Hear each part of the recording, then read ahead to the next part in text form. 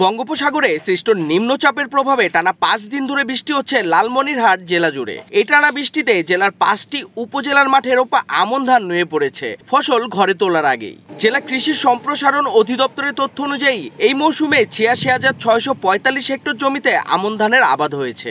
এর মধ্যে কালীগঞ্জ, হাতীবান্ধা, পাটগ্রাম উপজেলার একাধিক এলাকায় জমিতে পানি জমে ধান শুয়ে পড়েছে।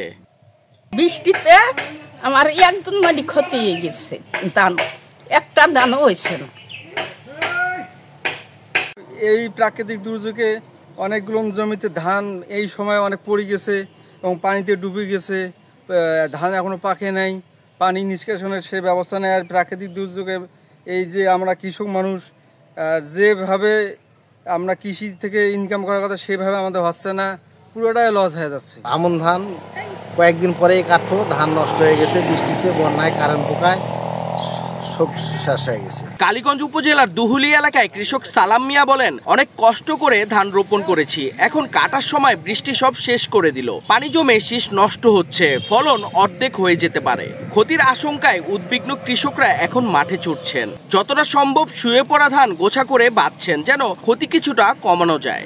ক্ষতিগ্রস্ত হচ্ছি আমরা তো, ধান বৃষ্টির কারণে বাতাসে পড়ে গেছে, এটা উঠে দেওয়ার জন্য ব্যবস্থা করতেছি। এখন কতটুকু ভালো হবে কিনা তা জানি না। আমি কৃষক মানুষ, আমি আর কি ধান আবাদ করছি। ধান আর কি এই হঠাৎ একটা বৃষ্টি আসিয়ে ধান আর পড়িছে, শেষ হয়ে গেল ধানগুলি আর কি।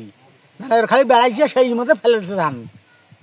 এখন তো আর কি করে খাবো, আর কি ধানটা পড়ে গেছে, একেবারে পড়ে যায়, ক্ষয়ক্ষতি মেলা হয়েছে। হ্যাঁ, হঠাৎ বাতাসে ঝড়ি একেবারে শেষ।